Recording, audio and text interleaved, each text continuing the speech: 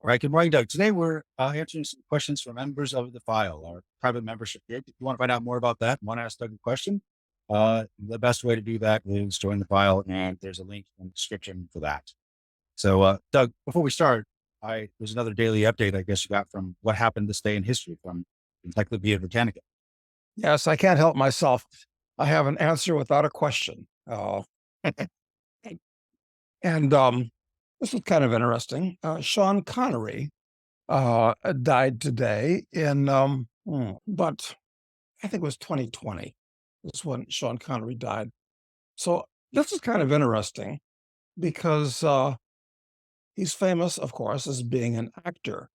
And first thing that draws to my attention is, why do we apatheicize actors? Because throughout all of history, from ancient times, medieval times, uh, actors were always considered the kind of Correct.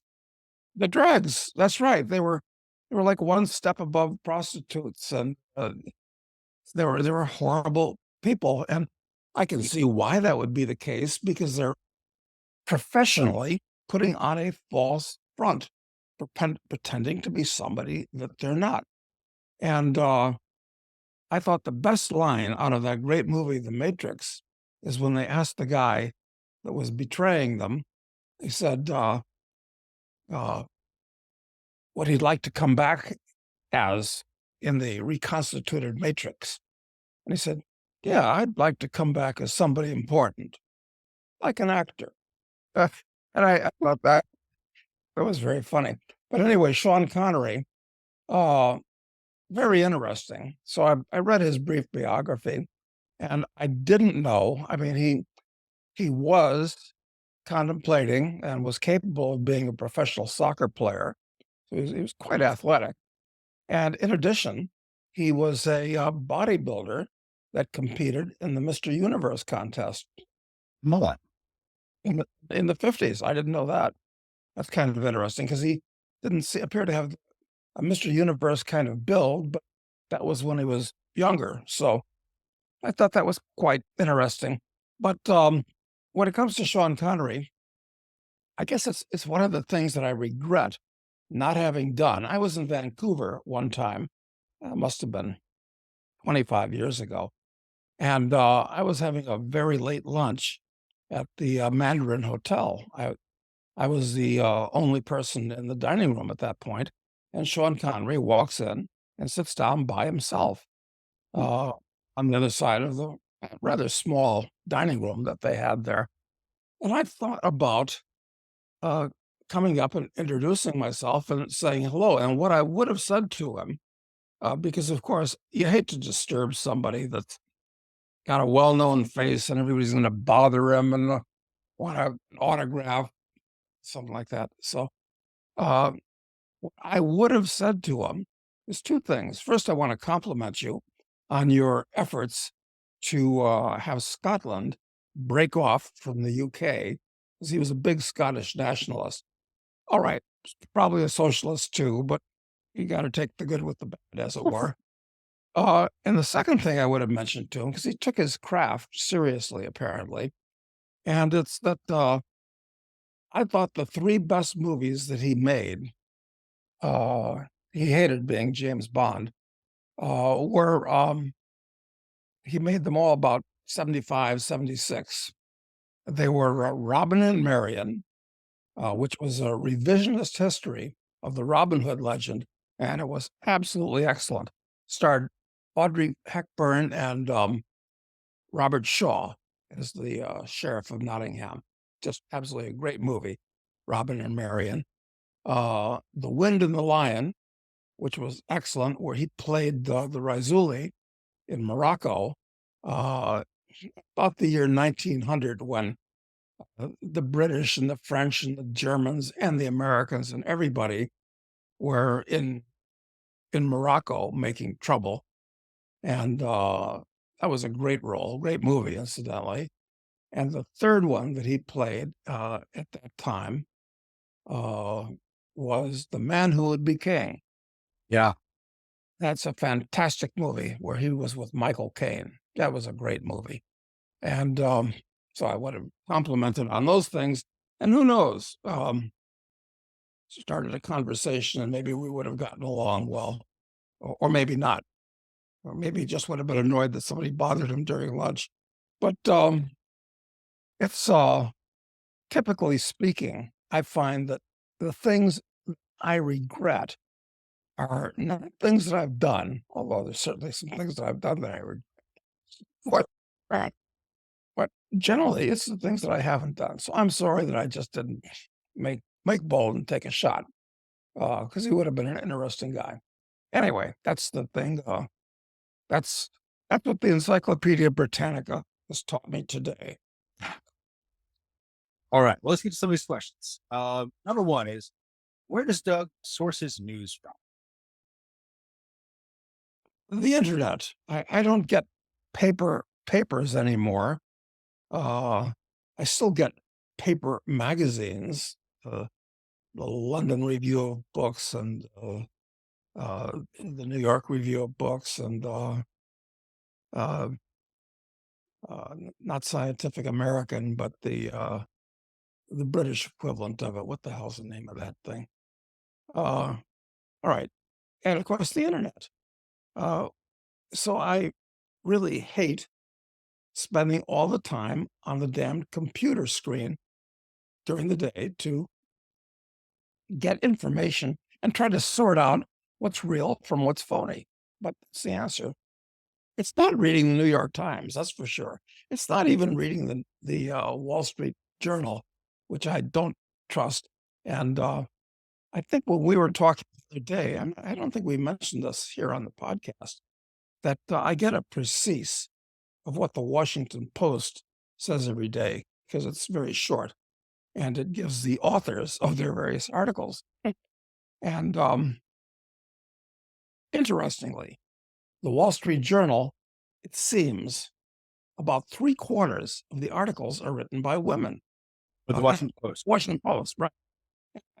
And I've got to look for the Wall Street Journal and see what the percentage is, but it seems like women, they've taken over the legal industry, absolutely taken over the medical industry, but I think they've taken over journalism as well. Hmm. Are there any sources online in particular that you use regularly? Is there or any you rely on more than others? Oh, goodness. I think we had a link the last time, a newsletter written by a chap who's on another Zoom group with me named Larry Johnson. He looked at military matters mostly, find him quite good. And a couple other military type blogs, which are uh, uh, interesting, but no, nothing in particular that I put my finger on. I subscribe to other, friends' newsletters. Like I get Rick Mayberry's newsletter because we've been friends for like 40 years or something like that. Um, but Rick doesn't get out much anymore. So he's not as interesting as he used to be, frankly. He's kind of holed up at his place on the coast in California. And who else is there? I mean, who are you thinking, Matt? Well, I mean, there's a ton of independent sources that you can find on Substack that I find very interesting because I think the key is it's it's from independent people on, and then when you're trying to understand your subject matter, you find people who really are who have special expertise or experience comes from in that area. So there's a whole bunch on Substack now. And I think it's much better like to look there than to look in the news. Anything that's published in the news, I feel like the mainstream news and not just even the mainstream news. I think even a lot of these alternative news sites, you really have got to question the headlines that you see. And when I look, it's not so much about sources as looking for things that don't fit patterns. So, most of the news that you see on a daily basis all basically fits the same pattern. And so you want to, when you see something that stands out as an anomaly of some kind or something new, like actually new, a different take on what's happening, and that draws me in and I'll go deep to try and understand that particular anomaly, I guess. But I think most of the news you see, whether it be on Twitter or on the New York Times, it's what you wanted to see. I mean, what people want to see. I mean, what you are fed in your feed. So I think you Yeah, have to be ambitious of all of it. that makes a lot of sense to me, and, I've got to look more closely at stuff on Substack because that is, I guess, mostly, as you said, from people that are on the ground doing stuff and know about things as opposed to journalists, mostly journal school graduates who don't know anything about it, but are just regurgitating stuff they were told. Yeah, Exactly. good. Yeah. So, okay. Next question is Prigozhin still alive? And if he's dead, who is responsible? Well, I wasn't at the scene of the crime, so I can't speak authoritatively. You didn't But plant the explosive device? you know, and I guess they're going to find out. But it wasn't Putin. It wasn't the devil incarnate, as they say, that did it. It would make no sense at all, frankly. If Putin did it, uh, I think he'd be much more clever about it, and he wouldn't do it uh, in Russia for all kinds of reasons. I mean, so who did it? Oh, they'll find out. I suspect at some point. Yeah, I mean, the reflexive response of everyone was, of course, Putin did it. And so that makes me immediately skeptical when the State Department and Biden even, they come out suggesting that's what happened. And that makes me immediately suspicious of that basic view. Yeah, that's actually crazy. That's actually a non-starter. Uh, but is it important that Prigozhin died because the the Wagner Group still exists and they appear to be transplanting themselves to Africa, which of course is a great place for mercenaries. It always has been, still is. So that's where they are. And at internationalman.com, I wrote an article on Wednesday, I guess, about mercenaries in Africa. I think I had some good thoughts about it. So, I'll link to that in the description if people are interested. You should check it out and definitely sign up for International Man. It's great. Lots of good stuff published there throughout the week. Okay, next one is kind of a tough one, Doug. Do you think the USA is in a meritocracy trap whereby reversing affirmative action will lead to a race war? Meaning we need meritocracy in order to right the ship, but doing so might have consequences. yeah, uh, diversity hires are like the antithesis, the opposite of, a meritocracy. So now we have diversity hires everywhere. Um, People are being hired based upon their race as opposed to their competence. And the problem is, once you take something away from people, they get more pissed off than if they never had it in the first place, I think. So it's a problem. And there have been lots of, indications, small news items that the number of near misses and both on the ground in airports and in the air have gone way up. Um, Presumably, well, partially, that's because a lot of competent air traffic controllers quit when they wouldn't take the jab during the great COVID hysteria, but they've been replaced with diversity hires. And I think that's all over society. I mean, Yeah. it's like where was I just the other day? Uh, I was out someplace. I was watching the TV that was blaring on the side. There weren't any white people on television anymore in the commercials or in the main show. It was a quiz show. I said, this is really kind of out of control because although Joe Biden said in, I believe it was 2017, that the majority of that white people are a minority in the US at this point. Well, a lot of the things he says are lies, so that may or may not be true. But looking at the television, gee, it sure looked like, uh, I mean, we were a tiny minority because I don't see any white people. And most of the couples that I see are biracial couples. Okay, that's fine. That happens. That's, people should do what they want to do, but it is not a usual thing in the US. I mean, still it happens. Yeah. Okay. But it's not like, every other person is married to somebody from another race. And, uh, everybody's gay and, has a lover of the same sex. And this is all over the place now. And I get off on that topic. Well, well, basically that reversing affirmative action that it might lead to race Oh, war. Some question. oh yeah. So, well, the whole thing, if we go back to what used to be a normal society, uh, reflecting the actual composition of America, where not everybody is trans and not everybody is black and not everybody is a raving socialist with green hair and stuff like that. How about the people that went down that path? Are they going to get unhappy? Well, I guess they will.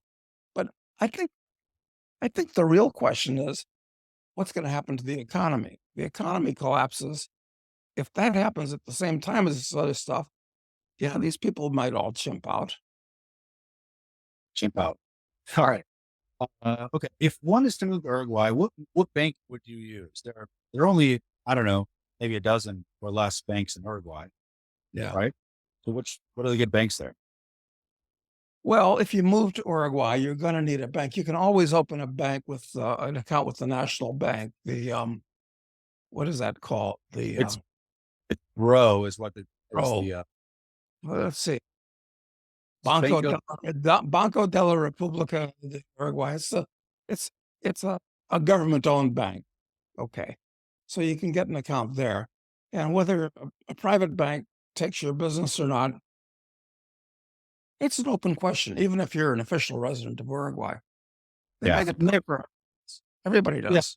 And they have some of the big ones like HSBC and Scotiabank, some of the international banks that are there. And there's Itaú, which is Brazilian bank. Yeah. yeah. Yeah. So, yeah, you can do it.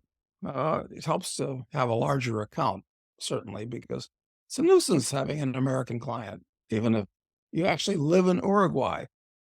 Uh, it's a nuisance having an American account. Yeah. Okay. Next question is any update on the new book? It says, my books currently on the shelf are lame and predictable. I want to read your next. Okay. Hope he's not referring to the previous three novels. I don't think he. No. Um, actually, this is up to John Hunt because the way we've specialized and divided the labor. John has to lay out the skeleton, and then I build the flesh on the skeleton. And he's been too busy to do that. So I guess it'll get done. But I think the next book that does get done is going to be this book for young men and what they should do instead of going to college. And indeed, what they should do on their own, even starting in grade school and definitely in high school. Well, you probably want to go to an ordinary high school or maybe not. I don't know. But it's a gigantic, tragic, critical mistake to go to a college today. It's stupid. It's usually expensive. Most people get hugely indebted, and they get indebted to waste time and be actively corrupted by the horrible people that administer and teach. And so this book is going to tell people exactly what you should do with that critical 4 years of time. Right. To provide a legible alternative that is clear and distinct, but promises better results. And right now that doesn't exist. Exactly. So that when you're at the end of when you normally get out of college, you've got vastly more experience and skills and knowledge and And hopefully a network and a network. reputation. Yep. And wisdom. Then all your compadres, which has specialized just in drinking beer and chasing girls. Although I don't even know if they chase girls anymore. It's kind of risky these Risky, too days. risky. Okay. All right. And that book, tentatively titled at least, Renaissance Man, uh, actively being worked on. Yeah, I think it'll get done at this point. Okay. All right. Next question is, what do you think is going on with all the forest fires? It seems there are an awful lot of them in the world this year. No opinion. I don't think it has anything to do with global warming, although we have global warming and global cooling, and maybe, although you can't believe anything, maybe things have been warm. Who knows? I mean, listen, mostly when you have fires, the reason that you have forest fires is because of bad forest management. I mean, everybody knows Smokey the Bear told us long ago, forest fires kill bears. So you don't want forest fires. Okay, kind of makes sense. But if you don't have forest fires, all the brush builds up and builds up and builds up. Instead of little burns every year, then you have a gigantic conflagration. How much of it does that have to do with it? The greenies actually All right. inadvertent. Some, but there's today it was reported that a minister from Greece confirmed the arrest of 79 quote arsonist scum responsible for forest fires ravaging Greece that have killed at least 21 innocent people. It's interesting. Well, I'd like to find out who those arsonists actually are.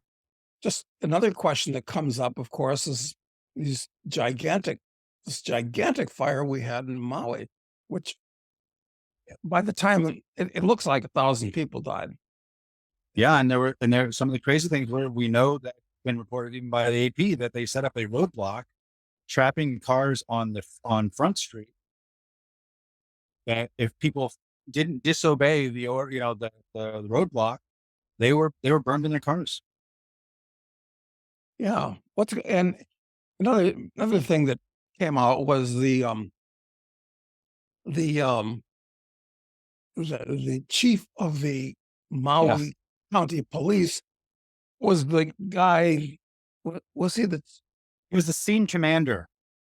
the scene commander for that huge shooting? I mean, to me, to this day, I can't believe that there were 500 people wounded and was it 80 people killed in Las Vegas, and it kind of blew over. And oh yeah, it was this guy that did it because he went nuts. And okay, that didn't make any sense. But the same guy. I mean, Weird coincidence, I guess. it's well, who was it that said there are no coincidences in life? Well, there's some, but that's a pretty big one.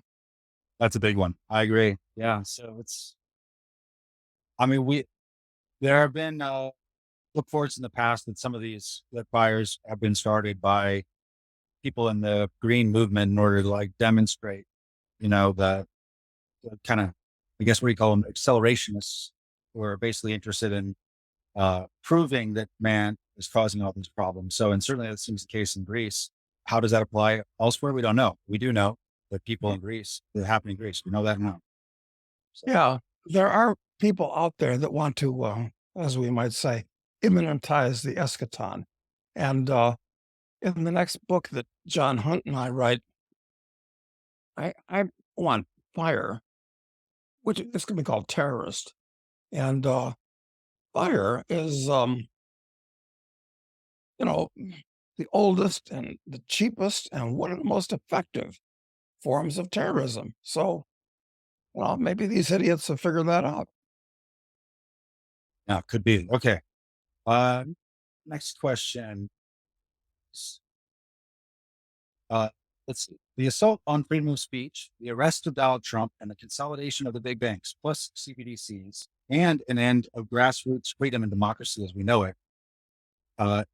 Is that the beginning of the fake reality, left winning democratism the establishment so desperately wants to impose on us? I'd have to say yes, actually. I mean, this trend has been going on for basically all of my life, and the trend is accelerating towards more leftism. And these words left and right, uh, take just a brief moment. Leftists are people that want more power to the state. Rightists are generally people that want more power to the individual. And these terms are confused, where you have so-called right-wing dictators and left-wing dictators and so forth. But yeah, the leftists are have really made huge progress, or actually the antithesis of progress. Exactly. Over, I mean, they control everything. They can absolutely control the education system. They absolutely control entertainment. They control the corporations. Corporate suits are basically, just,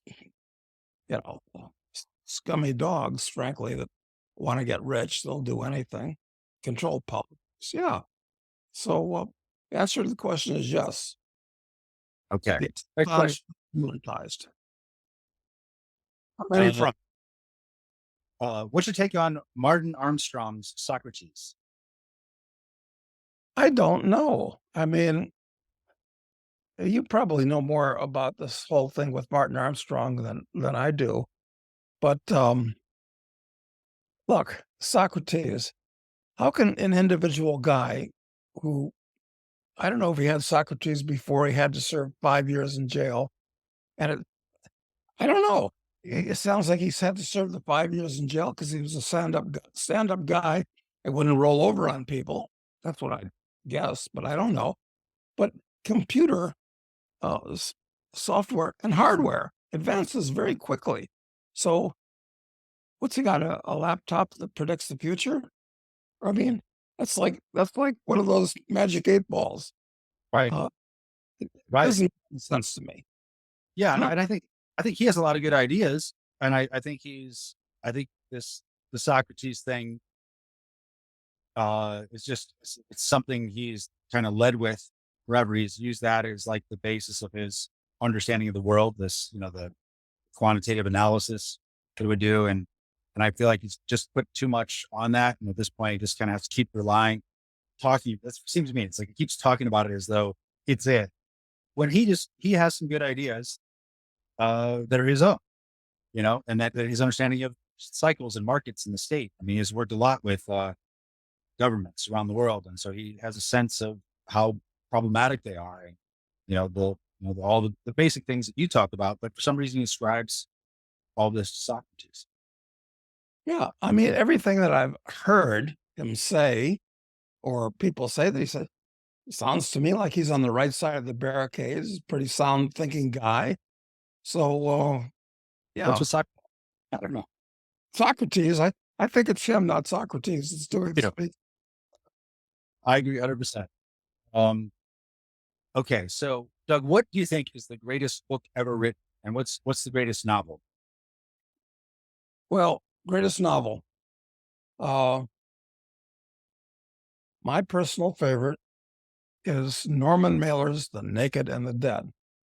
It was the book that made Norman Mailer famous, about the Marines in the Pacific during World War II. And it's a fat book, but it's an exciting damn book. It really is. I mean, I really couldn't put it down. So, maybe I'm forgetting something, but I would. I think you're supposed to say the Bible or Quran, or Oh, something like that. I think that's one of the approved answers.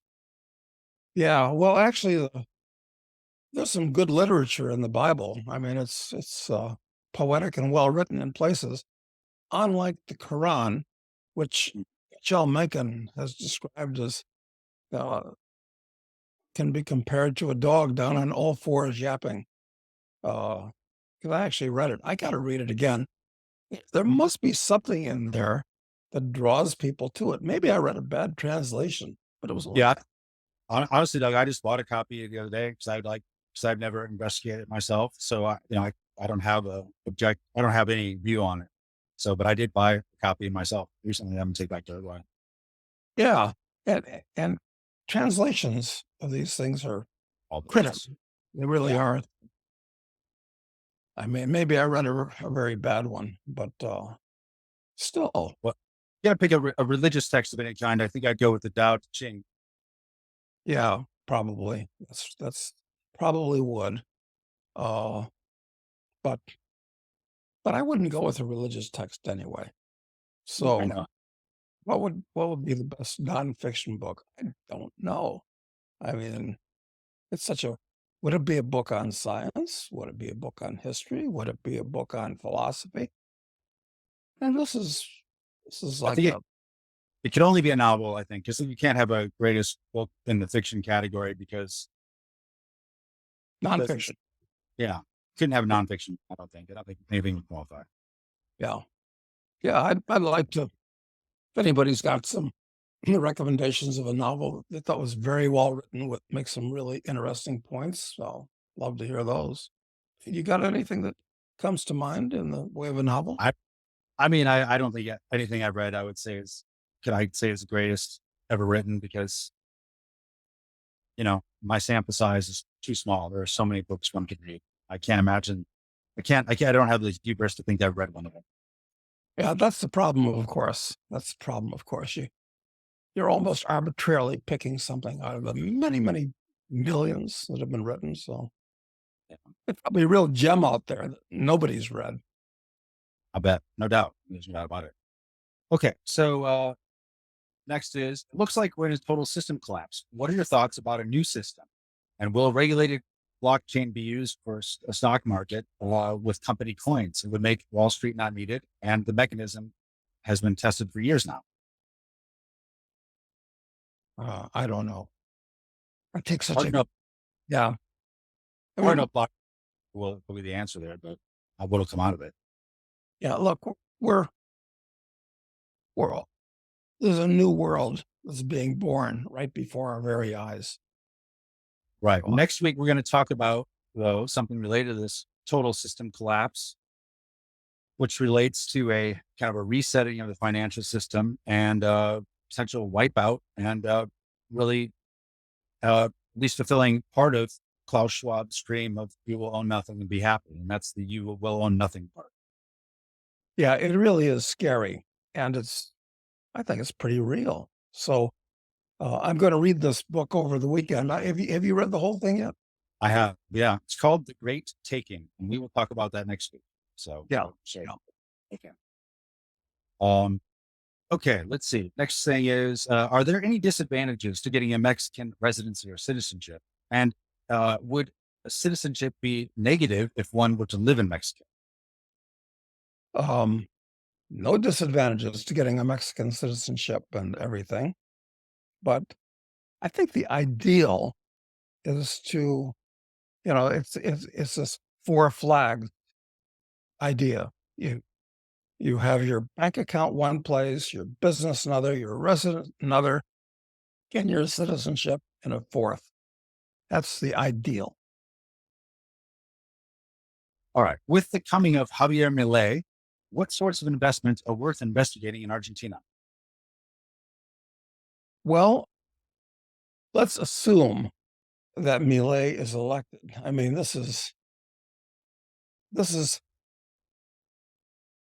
if Milei is elected, this would be the biggest thing that's happened politically uh, in the way of elections, like I think forever, because this is a guy who is an active, sincere, real, knowledgeable ANCAP. And Which makes him a revolutionary. absolutely, he actually wants to not just roll back the state around the edges. He wants to destroy the state. Uh, and he will actually try to do it by abolishing agencies wholesale, ripping them out by their roots and putting Agent Orange where they grew. And that's going to upset an awful lot of useless mouths in Argentina. As well as a lot of powerful people. Oh, maybe especially the powerful people. Right. Exactly. So I hope he has good bodyguards. And for what it's worth, here's an interesting fact set. It's that years ago, in when I was in San Martin de los Andes, I bought a piece of land down there, which I still own today. Uh, We can talk about what you do in Argentina, but how long ago did I buy that piece of land? Jesus, 25 years ago? I don't know, a long time. Beautiful piece of land. Anyway, was talking with an Argentine friend down there who's in the hunting and fishing business. That's what he does. He guides foreign hunters and fishermen to. Anyway, we'd get together and have dinner at night, and we'd talk philosophy, which means politics and religion. And I was convincing him that the government serves no useful purpose. He was very sympathetic, and I gave him a copy of The Market for Liberty by Morris and Linda Tannehill. He read it, and he said, "This is right. This is. I mean, when have you heard that a book actually changed somebody's life?" So he read The Market for Liberty, and he translated it from English into Spanish and had it published in Argentina. Now, here's the fun part. Uh, he got a copy to Millet way back when. It's a long time ago. And Millet said it changed his life too. So actually, uh, I can take like indirect, you know, in a chain of evidence credit for Millet being an ANCAP. I think it's evidence of the chaos theory where a butterfly flaps its wings on the side of the world, and on the other, a hurricane started. I mean, you never know your actions in the world, how they will impact things. You never know. So I wrote Jorge uh,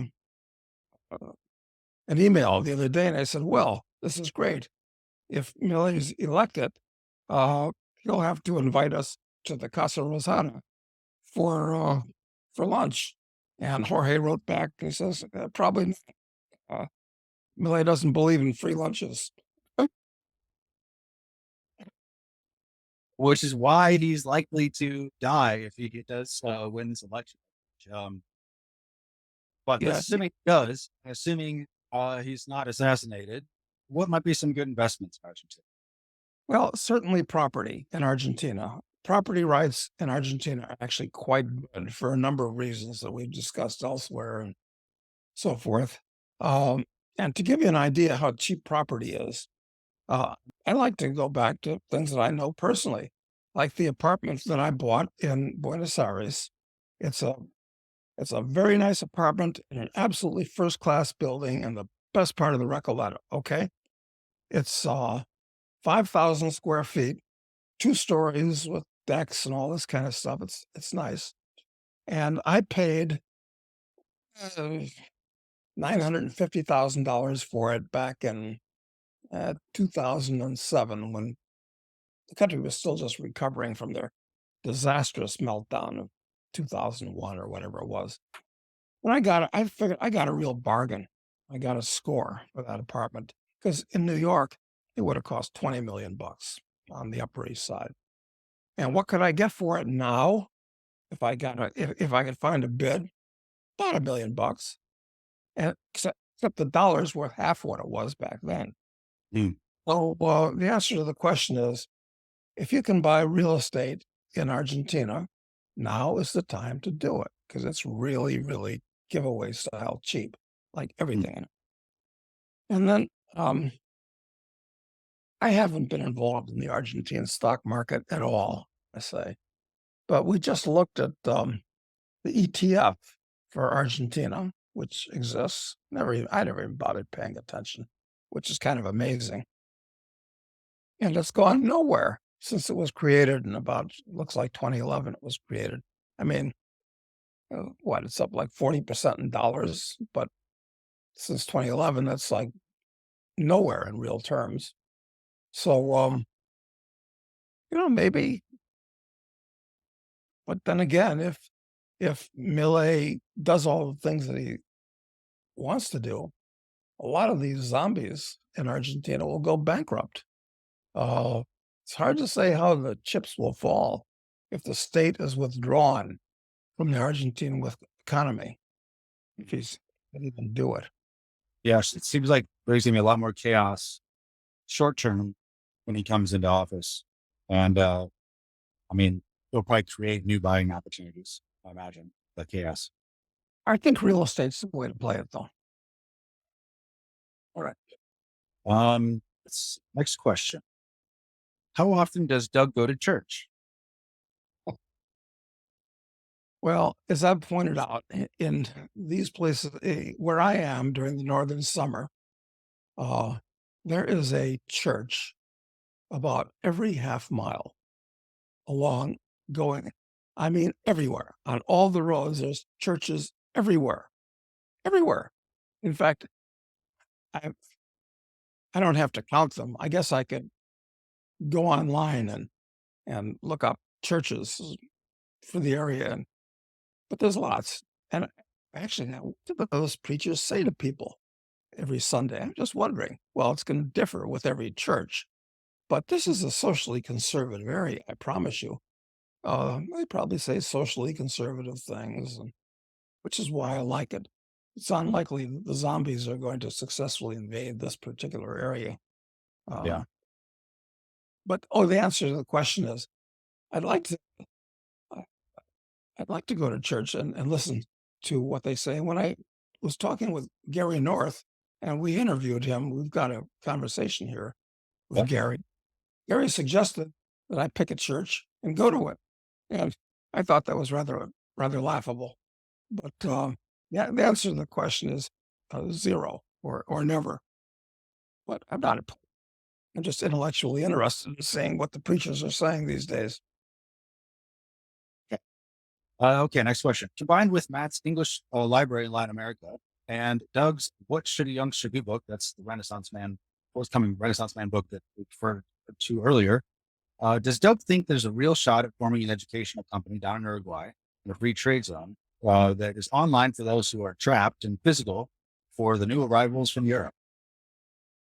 Yeah, yeah, I do. I think there's a market for a book that can guide young men uh, on what I'd like to call a righteous path. Sounds kind of religious, doesn't it? Well, can be righteous and not religious. Yeah, it can be. But I'm not sure if Uruguay is the best situs for this because it's Punta del Este is very jet set, but otherwise Uruguay is kind of a backwater. I don't know what would be the best country to set up a business like this. Yeah. I mean, it's hard to say where it should be set up. I think clearly there's a big opportunity for it. You have colleges failing and people's recognition of the failure of college growing, and the alternatives are bad right now. People, when they look around you, it's like join the military, go to a trade school, or get an associate's degree for like a trade type thing, or you started a dead end job with the hopes maybe of working your way up. I mean, and those are the choices that are presented to Americans at least, and that's the choice set that's been available my whole life. That's all there is, and and they are inadequate, insufficient. Totally. Yeah. In addition to the fact that when you get out of college, assuming that's the path you take, and I think that's the path that something like 40% of, middle class and above kids take, um, you're going to be head over heels in debt and you're going to be corrupted. So it makes it even tougher. So I think the place to set up a proper institute to offer kids the right path, stuff to be, do, and have during that 4-year period. It's probably right here in the United States, frankly. Yeah, probably is. Okay. Let's see. Uh, say many Mohammedan countries have just joined BRICS. Also, Argentina just joined BRICS. What do you? What's your view on the future of BRICS as a bloc? I don't think it's got a future as a bloc because these governments, got to remember it's governments that are forming BRICS. And these third world governments are all dysfunctional. They've all got shit currencies. They've all got socialist governments. They're all they're all dysfunctional. They're They're not. It's going to be like if they form the BRICS. I don't care if it's 5 as at present or 10 or 50. It's going to be like taking that many cats and tying their tails together and letting them loose. It's not. It's not. It's a nice idea to get away from the dollar and SWIFT and these powerful Western governments, but going to work because these people that run these countries are all criminals, even more, probably even more than they are in the West. Well, I don't know. It's a toss up there. Hard to say. it's hard to say. Listen, I wish them well, and it's it's a nice effort moving in the right direction. And maybe, except for the fact they can't trust each other, maybe they'll have a gold-backed currency. But I wouldn't trust a gold-backed currency. Why don't they just use gold? Why do you have to have a currency that's backed by gold? That just absolutely opens the door for chicanery. You use Right. gold, period. You know, do that though. Well, yeah, maybe. Yeah. If they could manage to do that, then maybe there could be something there. But it's hard to get people to commit to that when it's so disruptive to their own wants. Print money is is the magical power that all governments cherish. Yeah, absolutely. Okay. What do you think about China? Recently they had there was some real estate debt collapse happening there, massive youth unemployment. And they even they stopped reporting the unemployment numbers of youth. Um, I guess, what do you see happening in China? Yeah, there's one of the world's leading China experts on this other Zoom call that I'm on, and it's a woman. And the Chinese, before they stopped reporting, said 20% unemployment. She says no, it's actually more like 80%. And it's like this guy Turchin has written a book about Cycles. cycles and all that. And he makes a good point. I haven't read the book, but my understanding is one of the two big themes in the book is that there's periodically an overproduction of elites, and overproduced elites, they get unhappy when they can't get the kind of income and power that they were expecting. So, I think there's going to be an upset Yeah. with all the debt and all the, misallocation of capital. I mean, listen, unbelievable what's happened in China since the days of Deng Xiaoping. I mean, it's incredible what the Chinese have done. It's amazing. But within that context, there's been huge misallocations of capital. The government had them do things that make no sense. Question is, how do they work out those misallocations? Do they do it as we do in the US, where we paper it all over and pretend it didn't happen and extend and pretend? Or do they reckon with it, allow bankruptcies to occur and allow the debt to get washed away and things to reset and capital to be more appropriately reallocated in the future? I mean, that's the question, right? Yeah, it sounds like they're going more towards letting things go, be washed away and straighten themselves out. But, you know, maybe, maybe they won't go too far that way because if Mrs. Wong can't get her yuan out of the bank that she's been scrimping and saving to build for her, she's going to be really unhappy. And since China's pretty urbanized at this point, she could riot. And Mm. so anything, it's potential chaos. Okay. Doug, do you still think that Russia is a gas station masquerading as a country? Yeah, actually, that's not exactly what I said. It's a gas station with an attached gun store in the middle of a wheat field, masquerading as a country. And listen, I when I say things that are that's on the one hand because having been to Russia, I don't know how many times, I'd say at least 6 or 7 since I first went there in the mid 80s. Uh, and I've been, yep, traveled pretty extensively in Russia, from all the way to the east to all the way to the west to the east and the north to the south and all that. But one thing I've found is that it's a pretty damn primitive country once you get outside of Moscow and Leningrad, maybe a couple other bigger cities. It's pretty backward. Uh, and I don't think there's a whole lot of entrepreneurialism there still. Uh, so, but on the other hand, maybe the Russians have, kind of like solid values in other ways. And it's been said accurately that there are more communists in American universities than there are in Russia at this point. So, I'm of two minds about Russia. And of course, it's hard to pick a winner when two countries are fighting a war. The Russians are definitely going to win the war. But and I think Putin made a mistake invading the Ukraine, but his hand was almost forced. So it was like Hobson's choice.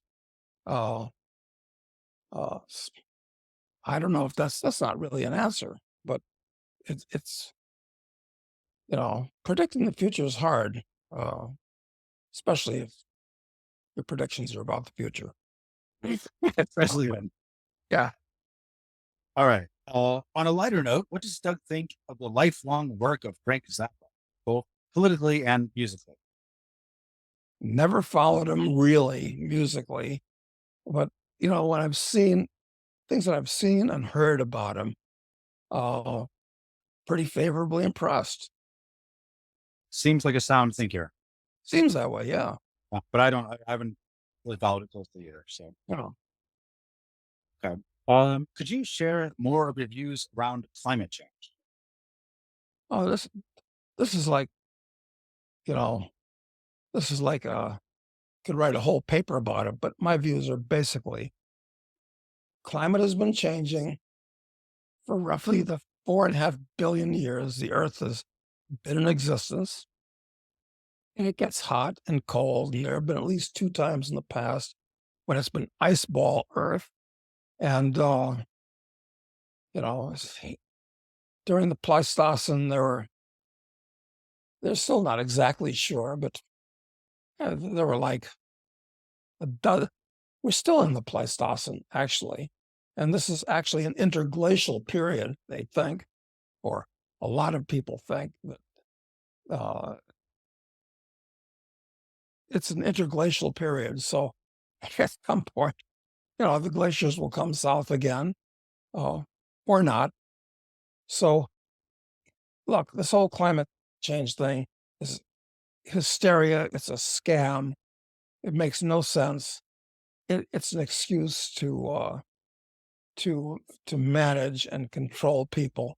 It's really stupid and really destructive that they're trying to all these predictions. I mean, anybody that uses common sense can look at pictures taken 100 years ago, 150 years ago, if you want, of how far up the Statue of Liberty did the water line go. Well, just about where it is now, and other things, other places in the world. And it's the glaciers retreated last. They started retreating about 12,000 years ago, more or less. Okay. So things have been cyclically warming for the last 12,000 years, with times in between that they got cooler again, like the Little Ice Age, which only ended in the early 1800s, more or less, something like that. So these crazy people that are trying to, and they are crazy. They're Looney Tunes. They're dishonest on every level. They're irrational. Uh, that they're trying to change the nature of everything because the amount of carbon dioxide in the air is rising, which is very low and is only marginally above the minimum that it takes for plants to live. I Right. mean, but they have everybody completely bamboozled, and so I'm not optimistic. Or, of course, they're winning, and they're likely to win until they really destroy things, and then hopefully they'll all get hung from lampposts everywhere. So Okay. Uh, why I have guess the that's like a summary of my views on climate change. But there's much, much, much, much more to say about it. I mean, yeah, like I said, you do a whole paper on it easily. Um, okay, so why have the unprecedented speed of rate hikes not caused the financial plumbing to break down yet? And how long can this situation persist? Well, maybe it will break down. Frankly, I mean, maybe the real estate market is already getting into big trouble with changes in the way people work on commercial real estate, unoccupied and loans coming due have to be refinanced, higher levels at the very time when income is dropping. That doesn't seem like that there's a happy ending to that. What are you going to do with those buildings? Because it turns out that most of them can't be effectively used as condos. Um, and then houses. Um, the average guy can't afford to buy a house. And if he could afford to buy it with artificially low interest rates, 3% a couple of years ago, he absolutely can't buy it at 7% today. And people that have houses don't want to sell them because they'd have to replace their low financing with. So I don't know. What do you think, Matt? Well, it hasn't happened yet, but I think it's a relatively new phenomenon. I mean, just a year ago, we didn't have interest rates like this. This is brand new, and I feel like if I can't imagine that we are not going to see a financial plumbing issue appear within the next 18 months or 2 years, probably a lot soon. So I think it's going to have its effect. I think we will see it. It's just so brand new that it hasn't come to the surface yet. Yeah, they're actually these idiots at the Fed are caught between a rock and a hard place because, um, eh, finally people are almost getting enough to make it worth saving now, which they're still losing money in real terms. Certainly after tax, they're losing a lot of money in real terms. But unless you're going to actually destroy capital, you have to. Well, they shouldn't be adjusting interest rates anyway. So when there's enough of a reaction to the high interest rates where businesses can't make it and and consumers start defaulting on their debt and can't make their house payments and can't make their car payments and then you can't sell the cars and then the car workers get unemployed. And in every area of the economy, they're going to say, "Oh my God, we've gone too far," and then they're going to try to lower interest rates down to nothing. But who's going to save money when inflation explodes uh, and you can't get? Yeah, there's no way out of this. I mean, these people have jumped off the top of a 100-story building, and it's a little late to put out a kid's umbrella as a parachute. Right. And because they haven't hit the ground yet, it's so far so good. So far, so good, right? But So the ground is coming fast. yeah, it's actually very scary. I mean, uh, in a way, I can't wait to see what happens. Just because for the same reason that we all watch these series on TVs. How's it going to end? How's it going to end? It's life. All right. Last question is I know we got to wrap up here. Doug, you've said in the past the cheapest sector of stocks is often precious metals miners. What's the most overvalued? Tech, big companies, Apple, Amazon, Nvidia, that whole suite of big tech companies are the most overvalued things. So I absolutely don't want to own them. I don't care if they take over the world, but don't want to own them. Yeah, I mean, Nvidia's current uh, It's currently trading at, I think, 40. Oh, geez, I can't find it right now. But it's like it's 43. Its P is something like 43. Well, the Pretty high. price, at least it's got an E side of the equation. So, got it. That's true. And it is growing fast, but still, it's obviously a lot of money's flowing in there Yeah. because it's one of the good news stories in the market. One of the few. Yeah. I mean, I don't, we probably ought to bring up stock situations up to date on the file stuff because Yeah. there's interesting stuff out there that I didn't mention the last time that people ought to look at that Okay. are interesting with, very depressed 10 to 15% dividend yields and real upside potential. Nothing's guaranteed in today's world. That's a good setup. Okay. Well, When you, we'll add some more stocks to the file portfolio. If you're a file member, you get access to the File Member Pro. You'll get access to that. And yeah, I will record that next week. We can add those to it. yeah, and I hate to feel like we're touting anybody on something that they got to pay money for because I'm of two minds about asking people for money. Having been in the newsletter business for many years, and frankly, having very mixed feelings about many aspects of the whole damn thing.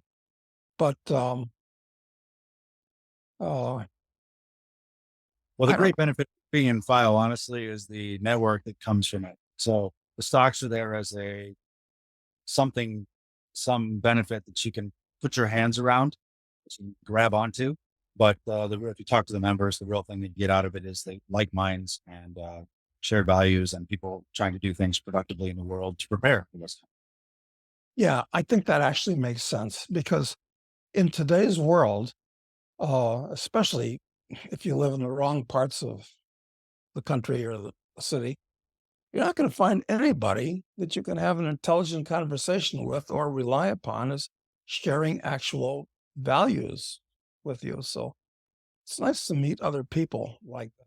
So, Yeah. So that's the biggest benefit, no doubt. I mean, we had a meet up in Golden, Colorado when I was out there recently. And I mean, it's reinvigorating, honors to get together in person, especially with people who are doing really great things, not just scaredy cats worried about the world. I mean, they're concerned about the world as we are, but they're actually taking advantage of opportunities that are available and they're doing stuff, they're building, and they're living their lives. And it's good. And they have their heads on straight. yeah, that's a rare pleasure to meet somebody that, Sure. It's keep becoming more rare by the day. All right. okay, Well, we'll wrap it up here, Doug. 'Cause we have another call in a few minutes, but we'll be back next week to talk about the great taking. So stay tuned for that. absolutely. I've got my reading preordained for the weekend. All right. Thanks, Doug. Thanks.